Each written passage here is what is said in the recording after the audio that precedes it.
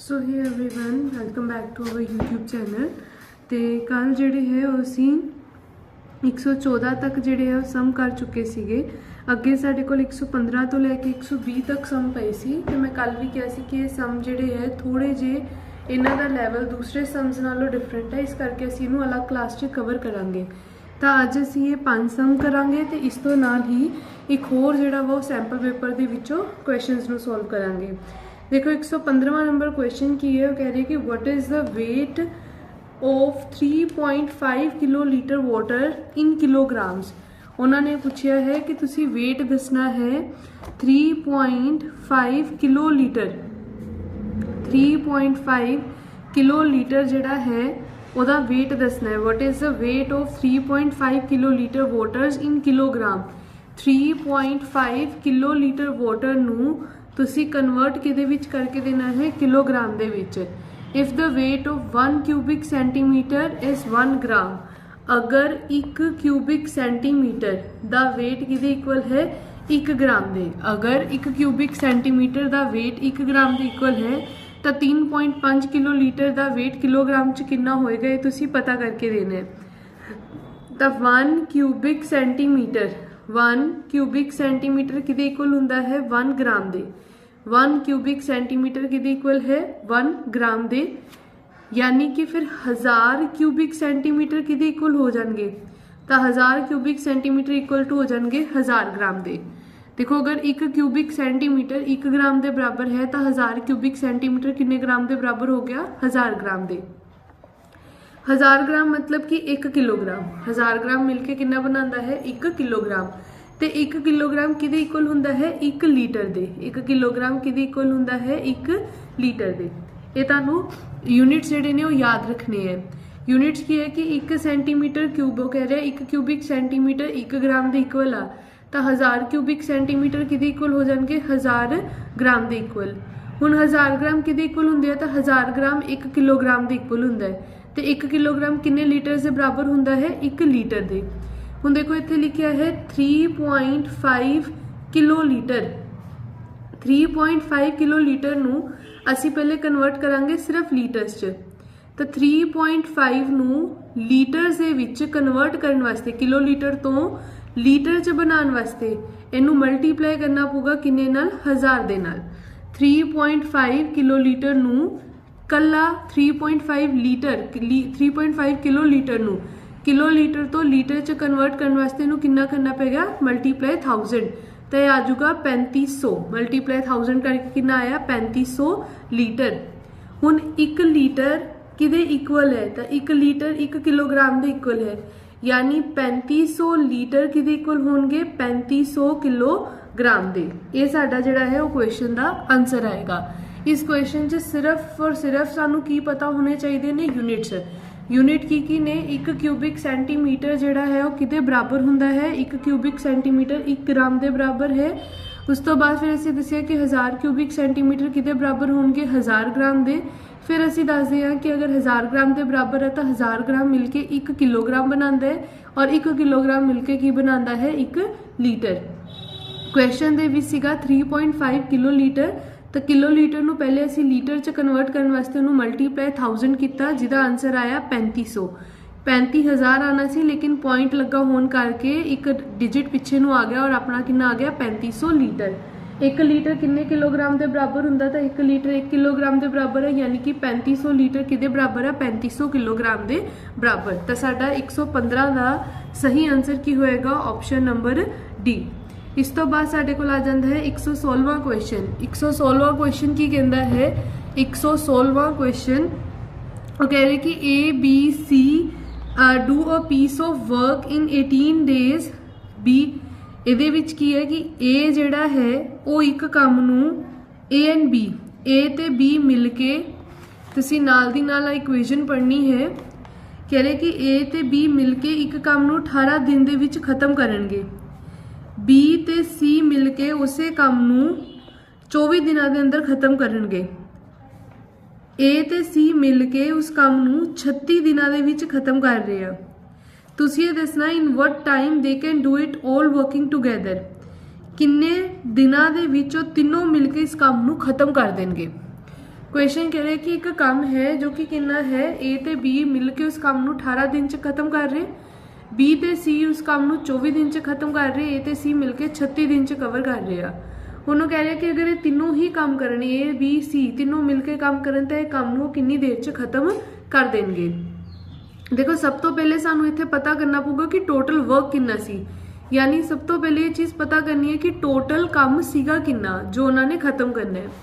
तो ਉਹਦੇ ਵਾਸਤੇ ਅਸੀਂ टोटल काम वास्ते की करांगे 18 24 ਤੇ 36 ਦਾ एलसीएम ਲਵਾਂਗੇ। 18 24 ਤੇ 36 ਦਾ ਕੀ ਲਵਾਂਗੇ एलसीएम। 2 ਤੇ 9 फिर 12 36 आ गया जी, 1 18 ਤੇ।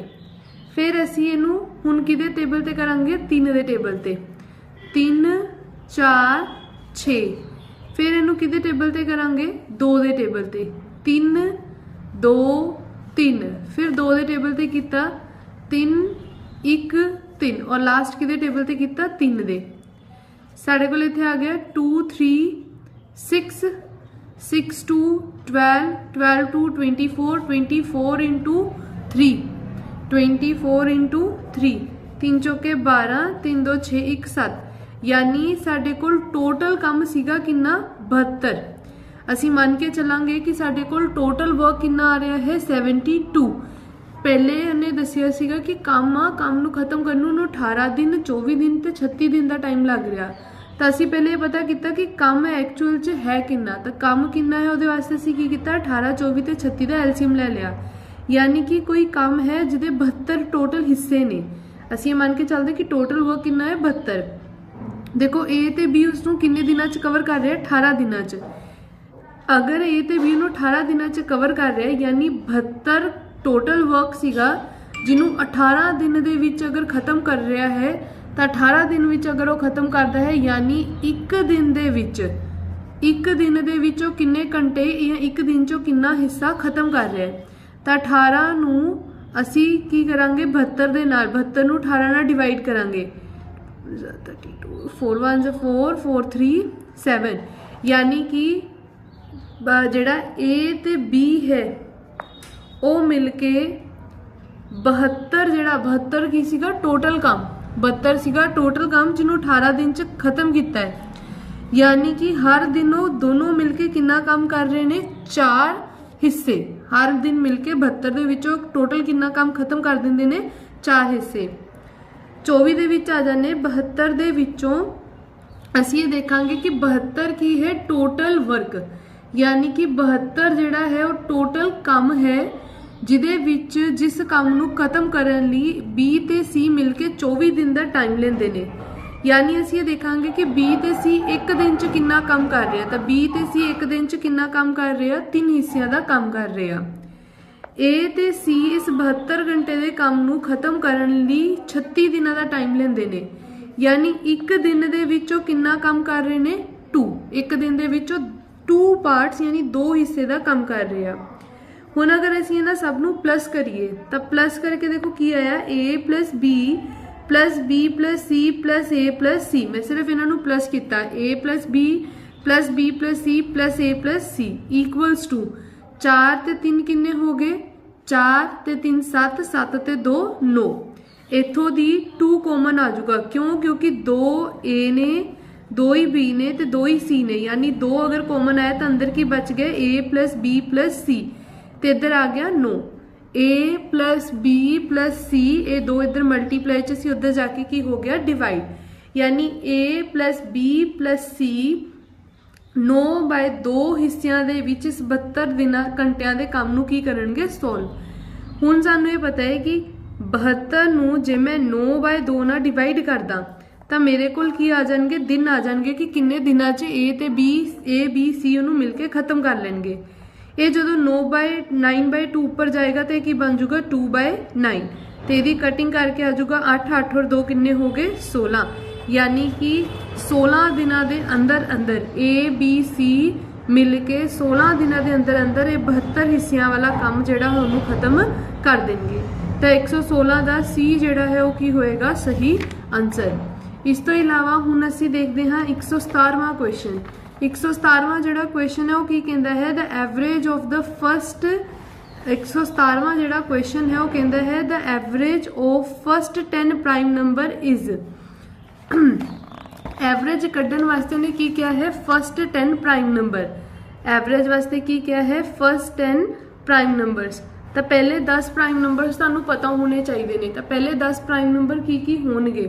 तो पहले 10 प्राइम नंबर ने 2 3 5 7। मैं तुहानू फिर दसूंगी प्राइम नंबर वो नंबर जो सिर्फ अपने टेबल ते जांदे ने या एक दे टेबल ते जांदे ने। 2 3 5 7, 7 तो बाद 11, 11 तो बाद 13, 13 तो बाद अपना बनता है 14 भी नहीं आएगा, 15 भी नहीं, 16 भी नहीं, 17 भी नहीं, नहीं 17 आएगा, 17 प्राइम नंबर है। 18 नहीं आएगा, 19 प्राइम नंबर है। 20 नहीं आएगा, 21 भी नहीं आएगा, 22 भी नहीं आएगा, 23 एक प्राइम नंबर है। 24 25 26 ये नहीं आएंगे, 27 भी नहीं आएगा, 28 भी नहीं है, 29, हाँ जी 29 जोड़ा है वो अगला प्राइम नंबर बनूगा। किन्ने हो गए ने, 1 2 3 4 5 6 7 8 9 10, 29 तक के किन्ने हो गए ने टोटल 10 प्राइम नंबर। उन्होंने की किया सीगा कि तुसी दसना है जेडे फर्स्ट 10 प्राइम नंबर्स की एवरेज। हुण अगर तुसी किसी भी नंबरों की एवरेज निकालते हो, फर्स्ट 10 प्राइम नंबर्स की जे असी एवरेज कढ़ांगे तो एवरेज किद्दां निकलदी हुंदी किसी भी चीज़ की, इन्हां सारे नंबरों का टोटल डिवाइडेड बाय इन्हां सब का तुसी एडिशन लिख सकते हो। एडिशन डिवाइडेड बाय जिन्नियां भी टोटल आइटम्स सीगियां। हुण देखो एडिशन करना यानी 2 3 5 7 जिन्ने तुसी नंबर लिखे दा टोटल देखो कितना आंदा है। 2 3 किन्ने हो गए 5, 5 ते 5 किन्ने हो गए 10, 10 7 17, 17 ते 11, 17 ते 11 नू प्लस करके कितना हो गया 28, 28 दे विच हुण असीं प्लस करांगे 13, 8 ते 3 हो गए 11, 2 1 3 1 4 41, 41 ते 17 नू प्लस किया 41 ते 17 हो गए 58, 58 ते 19 नू प्लस कर लो 8 ते 9 17, 5 1 6 1 7, 19 तो बाद हम इच प्लस करांगे 23, 10 ते इत्थे आ गया 100 ते प्लस किते 29 यानी टोटल कितना आ गया 129। तो इन्ना सब का टोटल 129 डिवाइडेड बाय टोटल किन्ने सीगे 1 2 3 4 5 6 7 8 9 10। तो टोटल किन्ने सी 10। जो कटिंग करोगे तो आंसर कितना आ जाऊगा 12.9। यानी पहले 10 प्राइम नंबर की एवरेज कितनी आ रही है 12.9। ਇਹਦਾ मतलब कि 117 का जोड़ा है वो बी बिल्कुल सही आंसर होएगा। 117 का बिल्कुल सही आंसर की है जी बी। इस तो बाद तुहाडे कोल आंदा है the average weight of 30 boys and girl is 45 kg। वो कह रहा है कि 30 मुंडे कुड़ियां दा यानी 30 मुंडे ते कुड़ियां दोनों मिला के किन्ने ने 30 मुंडे कुड़ियां दा एवरेज जिहड़ा वेट है वो कितना आ रहा है। एवरेज वेट है उन्हों का 45 kg। देखो एवरेज वेट का मतलब है कि अगर असी 30 बच्चों की गल करते हैं तो हर बच्चे का वेट जोड़ा है वो कितना रखा गया है, कितना मापिया गया होगा 45। जे तुसी टोटल वेट चेक करना चाहते हो तो टोटल वेट कितना आ जाऊगा। देखो हर बच्चे का वेट कितना है 45 किलो और टोटल किन्ने बच्चे ने 30। तो 45 ते 30 आपस च मल्टीप्लाई करके साढ़े कोल कितना आ गया 1350 यानी टोटल 1350 जोड़ा है केजी की है वेट किन्ने बच्चों का 30 बच्चों का। एवरेज का मतलब है कि जे मैं इस 1350 नू 30 बच्चों च डिवाइड करा तो हर बच्चे का वेट अप्रोक्सीमेटली कितना निकल के आऊगा 45। पहली कंडीशन उन्हें यही बोली सी कि average weight of 30 boys and girls is 45 kg। 30 मुंडे कुड़ियां का एवरेज वेट कितना है 45 kg। If the average weight of 20 boys out of them is 43.5। कहता 20 बॉयज़ का अगर एवरेज वेट कितना है 43.5 kg। मतलब सानू ये पता लग गया कि मुंडे किन्ने ने। देखो टोटल 30 बच्चे ने जिस 30 च किन्ने मुंडे किन्ने कुड़ियां सानू इत्थों तक नहीं दसिया सी। ਅੱਗੇ ਉਹਨੇ ਦੱਸ ਦਿੱਤਾ ਕਿ 30 ਬੱਚਿਆਂ ਦਾ 45 kg ਜਿਹੜਾ ਹੈ ਉਹ ਐਵਰੇਜ weight ਹੈ, ਯਾਨੀ ਟੋਟਲ weight ਬਣ ਗਿਆ 1350। 20 ਬੱਚੇ ਜਿਹੜੇ ਨੇ ਉਹਨਾਂ ਦਾ ਐਵਰੇਜ weight ਕਿੰਨਾ ਆ ਰਿਹਾ ਹੈ 43.5। 20 ਮੁੰਡੇ ਨੇ ਐਵਰੇਜ weight ਕਿੰਨਾ ਹੈ 43.5। 20 ਬੱਚਿਆਂ ਦੇ ਹਿਸਾਬ ਨਾਲ ਐਵਰੇਜ weight ਕਿੰਨਾ ਆ ਗਿਆ, ਉਹਨਾਂ ਦਾ ਟੋਟਲ weight ਕਿੰਨਾ ਆ ਗਿਆ 870 kg। 30 ਦੇ ਵਿੱਚੋਂ 20 ਬੱਚਿਆਂ ਦਾ ਜਿਹੜਾ weight ਹੈ 30 ਟੋਟਲ ਸੀਗਾ 1350। 30 ਬੱਚਿਆਂ ਦਾ ਟੋਟਲ weight ਹੈ 1350। ਉਹਦੇ ਵਿੱਚੋਂ 20 ਬੱਚਿਆਂ ਦਾ ਜਿਹੜਾ weight ਹੈ 20 ਜੋ ਕਿ ਮੁੰਡੇ ਨੇ ਉਹਨਾਂ ਦਾ weight ਕਿੰਨਾ ਆ ਰਿਹਾ ਹੈ ਟੋਟਲ 870। ਯਾਨੀ ਬਚ ਕੀ ਗਈਆਂ ਕੁੜੀਆਂ, ਕਿੰਨੀਆਂ ਕੁੜੀਆਂ 10 ਕੁੜੀਆਂ। ਤਾਂ 10 ਕੁੜੀਆਂ ਦਾ average weight, then the average weight of 10 girls. 10 ਕੁੜੀਆਂ ਦਾ weight ਦੇਖੋ ਕਿੰਨਾ ਹੋਏਗਾ, ਸਾਡੇ ਕੋਲ ਟੋਟਲ weight ਕਿੰਨਾ ਹੈ 1350, ਜਿਹਦੇ ਵਿੱਚੋਂ 870 ਜਿਹੜਾ ਹੈ ਉਹ ਕਿਹਦਾ weight ਹੈ ਮੁੰਡਿਆਂ ਦਾ, ਯਾਨੀ ਕਿ ਗਰਲਸ ਦਾ weight ਕਿੰਨਾ ਹੋ ਗਿਆ 480। ਪਰ ਇਹ 480 ਟੋਟਲ weight ਹੈ, 480 ਕੀ ਹੈ ਟੋਟਲ weight। ਬਟ ਉਹਨਾਂ ਨੇ ਸਾਨੂੰ ਕੁਐਸਚਨ 'ਚ ਕੀ ਪੁੱਛਿਆ ਹੈ ਐਵਰੇਜ weight। ਤਾਂ ਐਵਰੇਜ weight ਕਿੱਦਾਂ ਆਊਗਾ ਟੋਟਲ weight ਡਿਵਾਈਡਡ ਬਾਈ ਜਿੰਨੀਆਂ ਵੀ ਕੁੜੀਆਂ ਨੇ, यानी कि कुड़ियां दा एवरेज वेट कितना आएगा 48 किलो, 48 किलोग्राम गर्ल्स दा एवरेज वेट होएगा। इस तो बाद अगला क्वेश्चन ਇਹਦਾ 118 ਦਾ ऑप्शन नंबर बी ਜਿਹੜਾ ਹੈ ਉਹ सही ऑप्शन होएगा। इस तो बाद 119वां question, what will be the next number of the series. Series च अगला नंबर ਤੁਸੀਂ ਦੱਸਣਾ। देखो सीरीज की है 4 9 25 ਤੇ 49। ਇਹ ਤੁਹਾਡੇ ਕੋਲ क्वेश्चन और ਤੁਸੀਂ ਦੱਸਣਾ ਕਿ ਇਹਦੇ ਅੱਗੇ ਕੀ ਡਿਜਿਟ ਆਣਗੇ। अगर तुसी देखो तो सारे स्क्वेयर्स ने, 4 किदा स्क्वेयर है 2 दा, 9 किदा स्क्वेयर है 3 दा, 25 किदा स्क्वेयर है 5 दा, ए किदा स्क्वेयर है 7 दा। ये सारे किस तरीके दे नंबर ने, तो ये सारे जेडे ने वो किस तरीके दे नंबर ने प्राइम नंबर। 2 भी प्राइम नंबर, 3 भी प्राइम नंबर, 5 प्राइम नंबर, 7 भी प्राइम नंबर। तो अगला प्राइम नंबर की होएगा 11। अगला प्राइम नंबर साडा की निकल के आएगा 11। अगर अगला 11 प्राइम नंबर है तो 11 का स्क्वेयर कितना है 121, यानी कि साडा आंसर कितना आना चाहिए है 119 का डी ऑप्शन बिल्कुल सही होएगा 121। लास्ट क्वेश्चन है what will be the next number of the series. Series च अगला नंबर की होएगा, देखो सीरीज च नंबर की है 2 15 41 फिर 80 और इस तो बाद है डैश 2 15 41 80 ते डैश।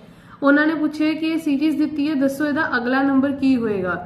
ਤਾਂ ਜਦੋਂ ਤੁਹਾਡੇ ਕੋਲ ਹੁਣ ਇੱਥੇ ਕੋਈ ਸਕੁਅਰ ਜਾਂ ਕਿਊਬ ਤਾਂ ਬਣ ਨਹੀਂ ਰਿਹਾ ਤਾਂ ਅਸੀਂ ਇਹਨਾਂ ਦੇ ਡਿਫਰੈਂਸ ਦੇਖਾਂਗੇ। ਦੇਖੋ 2 ਤੇ 15 ਦੇ ਵਿੱਚ ਡਿਫਰੈਂਸ ਕਿੰਨਾ ਹੈ 13 ਦਾ, 41 ਤੇ 15 ਦੇ ਵਿੱਚ ਡਿਫਰੈਂਸ ਕਿੰਨੇ ਦਾ ਆਂਦਾ ਹੈ 26 ਦਾ, 41 ਤੇ 80 ਦੇ ਵਿੱਚ 41 ਤੇ 80 ਦੇ ਵਿੱਚ ਡਿਫਰੈਂਸ ਦੇਖੋ ਕਿੰਨਾ ਆਂਦਾ ਹੈ ਤਾਂ 41 ਤੇ 80 ਦਾ ਡਿਫਰੈਂਸ ਆਂਦਾ ਹੈ 39। ਅਗਰ ਤੁਸੀਂ ਦੇਖੋ ਤਾਂ ਟੇਬਲ ਚੱਲ ਰਿਹਾ 13 × 1 यानी 13 1 13, 13 2 26, 13 3 39। ਇਹਦਾ ਮਤਲਬ ਜਿਹੜਾ ਇਸ ਨੰਬਰ ਤੇ ਇਸ ਨੰਬਰ ਦਾ ਫਰਕ ਹੋਊਗਾ ਉਹ ਕੀ ਹੋਊਗਾ 13 × 4। 13 × 4 ਕਿੰਨਾ ਹੁੰਦਾ ਹੈ ਤਾਂ 13 × 4 ਹੁੰਦਾ ਹੈ 52। यानी इस नंबर ਤੇ ਇਸ ਨੰਬਰ 'ਚ ਫਰਕ ਕਿੰਨੇ ਦਾ ਹੋਏਗਾ 52 ਨੰਬਰਸ ਦਾ।